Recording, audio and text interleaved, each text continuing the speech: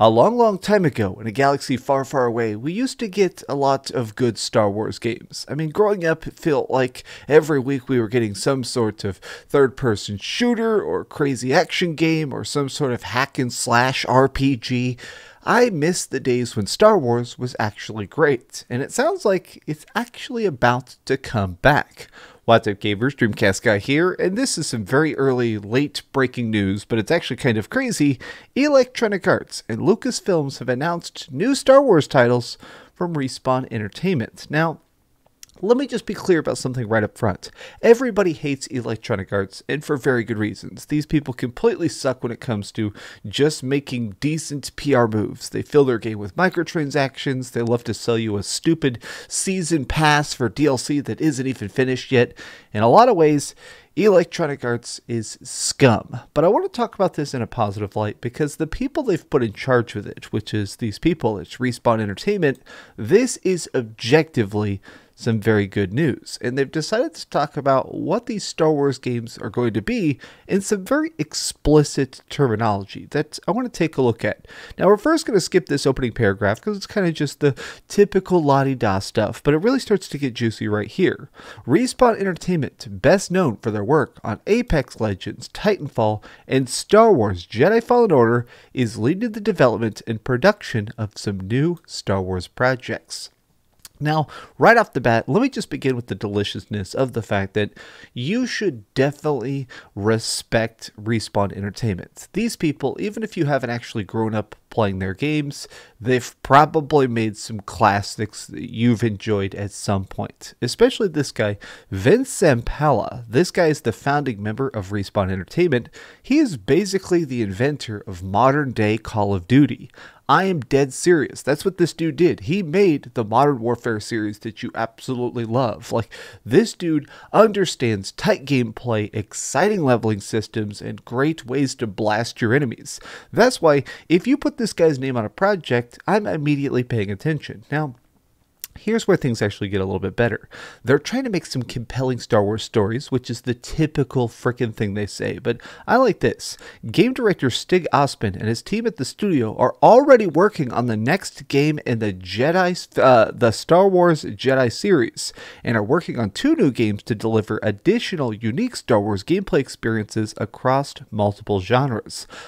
As soon as I see something like Star Wars having unique gameplay, I start to think, of course, of Star Wars 1313. This is one of the most hyped up, cancelled projects of all time, but at one point they were working on what is essentially Uncharted in space. It was going to have platforming and crazy missions and trying to track down bounties, I believe as Boba Fett, or maybe it was Jango Fett, but either way, as a person who doesn't care a lot about Star Wars in general, the thing I've always kind of enjoyed the most is those darker, standalone stories. I don't care about the light side of the dark side or Jedi or Wookiees. I just want to have compelling, interesting stories that let me just play a part in this twisted, force-filled universe. Here's where I want to continue, though, which is, it talks about the next project, which is being done by Peter Hirschmann. Now, he is one of the major game directors at Respawn, and it looks like he's working on a Star Wars first-person shooter. Heck yes. Now, the third title they're working on is the one that I'm probably the least excited about personally, which is the fact that they're having Greg Foerstch, who is another gigantic industry veteran, working on a strategy game for Star Wars. Okay, look, strategy games are cool. Some strategy games manage to motivate me. I grew up playing StarCraft like a lot of people, but I don't know, just whenever I think of base building and stuff, not exactly my cup of tea, mostly because I don't care much about the Star Wars universe. I feel like a lot of times base building requires that like initial investment to get you hyped before they can really kind of unveil the greatness of it. But I want to just look at their statement here, as I really feel like what it explains most is you can feel their hype.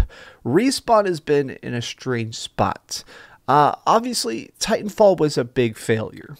Titanfall is one of the best first-person shooters of all time. Everybody who's ever played Titanfall 1 or 2 can definitely understand the fact that these are objective masterpieces, but they sold like crap. Apex Legends managed to pay the bills very, very successfully, but this is a studio that wants to do something different and innovative and hopefully intriguing.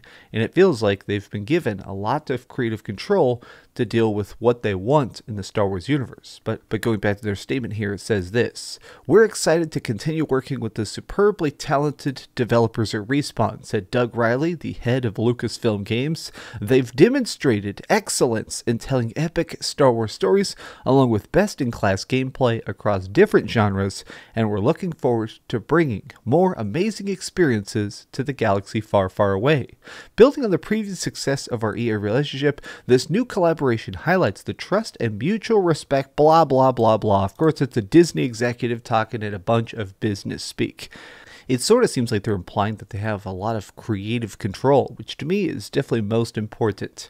I am a big believer that video games are not only art, they're the most important art. Subscribers know I've said this in videos before, but I feel like video games it's basically a museum you get to run around in. It takes place with you as the hero, you as the villain, you as the lead character. So a lot of times I feel like what you're doing in a video game, the more freeing that experience, the less controlled it is by corporate freaking losers in suits who don't even pick up the controller, the more interested I am in the project.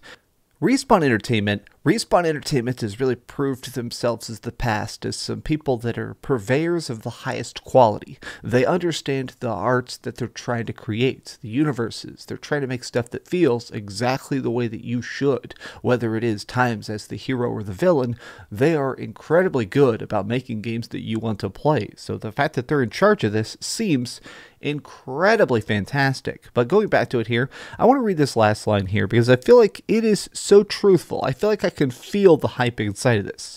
"Working with Lucasfilm Games on a new first-person shooter in a Star Wars galaxy is a dream come true for me, as this is the story I always wanted to sell," says Peter Hirschmann, always wanted to tell, game director at Respawn. Peter previously worked as the VP at Lucasfilms and executive producer on the original Star Wars Battlefront. Hirschmann and the team at Respawn have begun work on the title.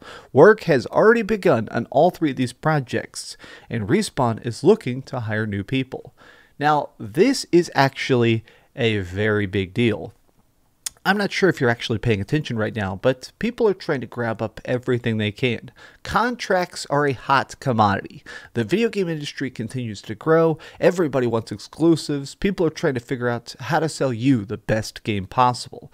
Everybody kind of assumed that Electronic Arts might lose the Star Wars license because some of their games have downright sucked. A couple years ago, we got the incredibly pathetic Star Wars Battlefront 2, which was so filled with microtransactions, somebody did the math, and it took about 350 hours to unlock a lot of the freaking cosmetics. In fact, when they defended it, Electronic Arts ended up with the most downvoted Reddit comment of all time. So it's kind of funny to think that they've managed to convince Disney that even though their public image is so negative, the game's sales can remain positive.